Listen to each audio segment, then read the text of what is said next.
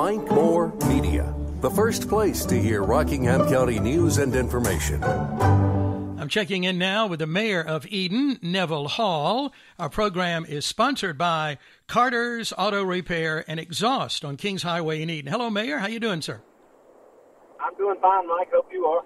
Everything is great. Hope you and your family had a good Thanksgiving. It was nice. It was unusual. It's different from what we've ever had to do before, but the food was still good. Oh, yeah, that's exactly right. Yeah. Well, it's a crazy year, but always good to have turkey and dressing and cranberry sauce and all of that. Yeah, I'm not sure how good it is on my diet, but it's it's okay. It's a cheat day on Thanksgiving. It's okay for Thanksgiving. Yeah, we'll try to get back on track next week. I wanted to talk about your recent closed session, and you did some more work with the package there with Nantucket Mill. We haven't talked about that in a long time, so bring us up to date. Where are we in that project, Mayor?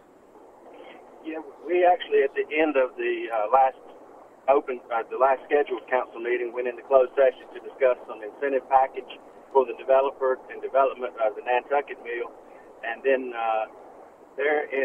time is very much in the essence for them, so they have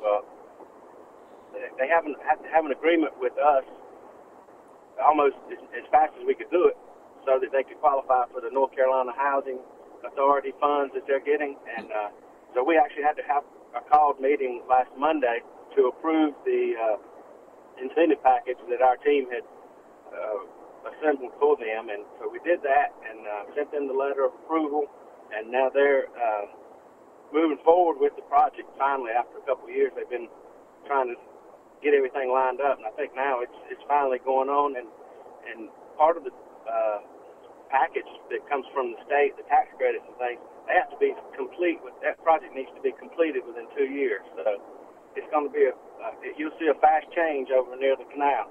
Mm-hmm. Yeah. Well, yeah, things like that, it takes a while from point A to point B, as we all know, and then things have to happen quickly, don't they? Yeah, they do. And I mean, that reminds me of the hotel downtown, the old hotel. I was in there this week, and I was in there before it was purchased, and then I was in there one day this week, and it's moving very quickly. I mean, it's hard to imagine what it looked like before to what it looks like now. And he's got one unit basically that is complete. It's going to be available for the walking tour tomorrow. Yeah. So walking tour on that starts, I believe, at 11 in the morning. I think you're right. Yeah, Ray Commons now, the new name for the old Central Hotel. Yeah, that is a great project. Get used to that. Yeah, I know it. Yeah. So back to the Nantucket. That's going to be, I think it's 109 residential units. They are low to moderate income, but they're not Section 8 or HUD. They're just low to moderate, which fits most of the population in our city. So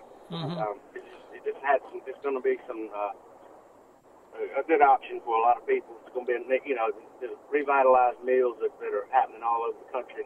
Oh, sure. To residential use, it just really brings back life to that area. And then we think and we hope that some of the adjoining properties will also be redeveloped. There's been some people looking at the spray cotton mills, and hopefully this project being there and being successful will spur some more growth in that part of town. And, that seems to be the case. You look at, I just mentioned the old hotel downtown Leakesville.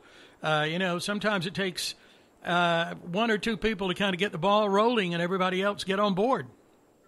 Yeah, that's how it works. When you got businesses popping up, that people start showing up, and then that's when they want to open more business. Yeah.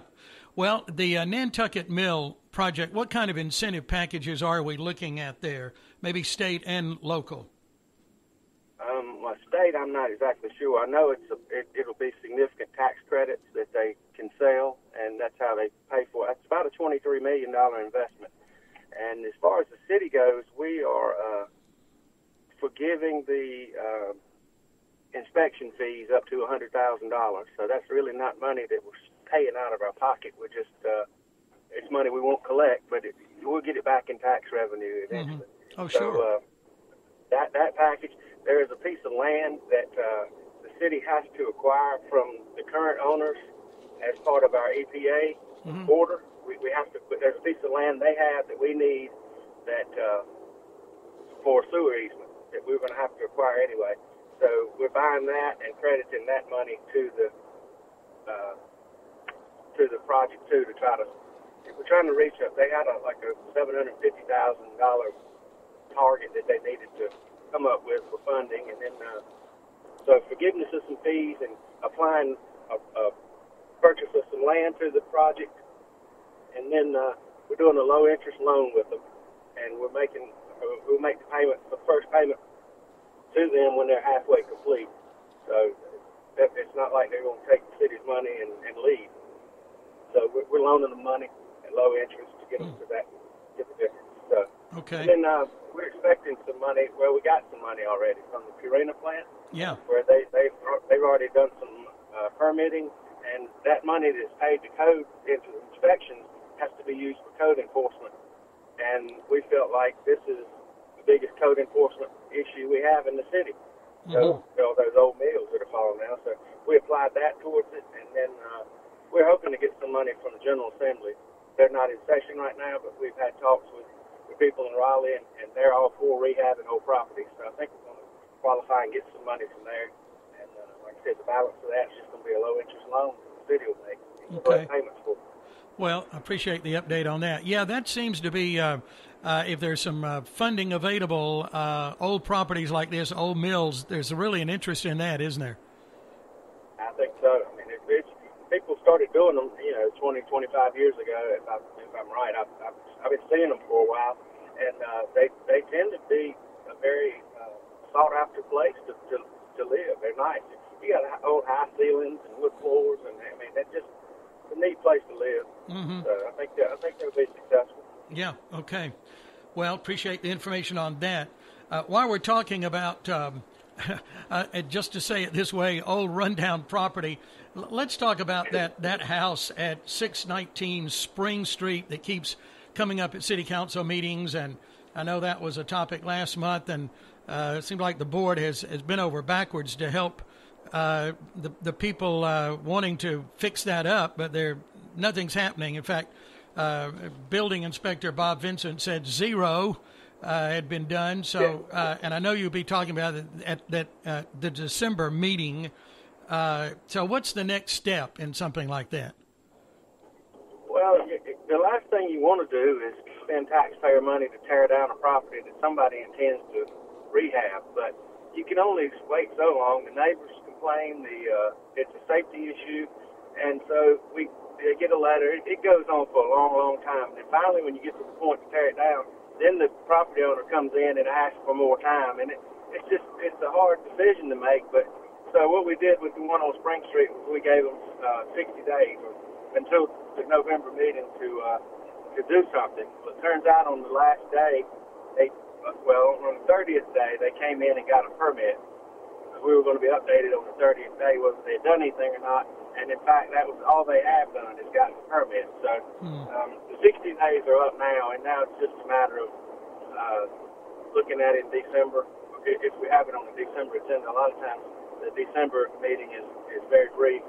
But so if we have it in December or January, it'll come back up, and at that point, if nothing else has physically been done to the property, I think you're going to finally have to draw the line and tear it down. And I hate that. Yeah. But it's just probably too far gone for the owners to want to spend the amount of money it would take to fix it, I guess. But in good faith, we gave them a pretty fair amount of time to start. We didn't say you had to finish it in 60 days, but just start doing something. Pour the windows up and secure the property. And I mean, as you know, there's plenty of other houses around it that are just as bad or worse that can be torn down. So if somebody shows interest in their property, it makes it a hard decision to make. But you got to do more than just come to the council meeting and ask for time. Yeah. We need to see a little work. Something needs to happen. Yeah. Well, I quoted you a couple of words. You said, I think we have been, quote, fair and clear in what the board wanted to do, the intention. So, let's talk about tomorrow. It's a big day. It's Shop Small Business Saturday and the holiday stroll in uptown Leakesville, and lots of new shops and lots of activities going on. An important day to really get out and support our small hometown merchants.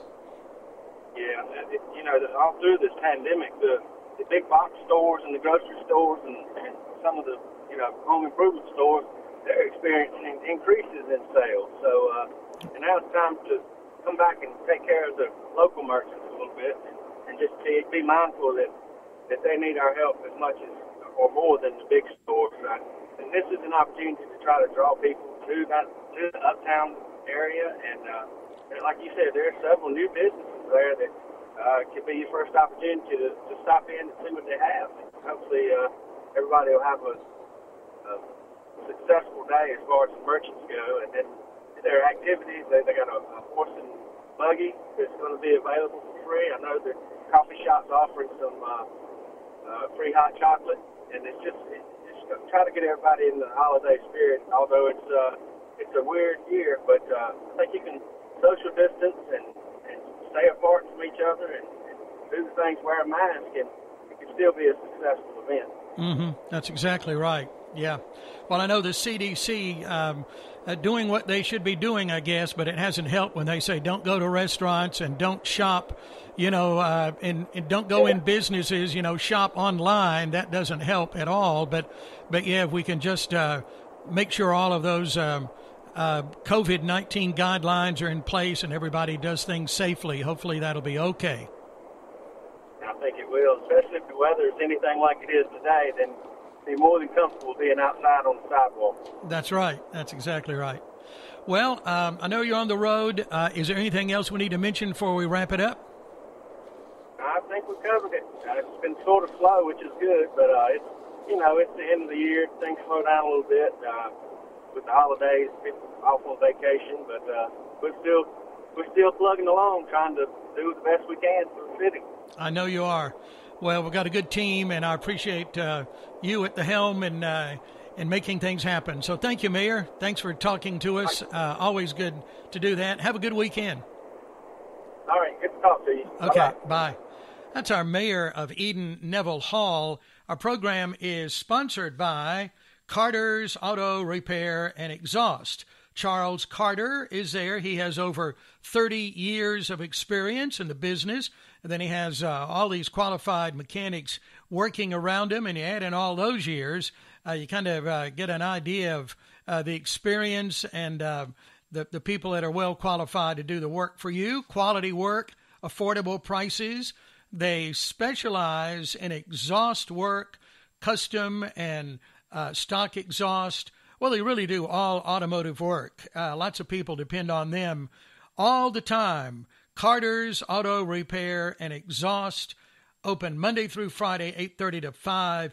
They're on Kings Highway in Eden. And here's the phone number, 336-627-9149.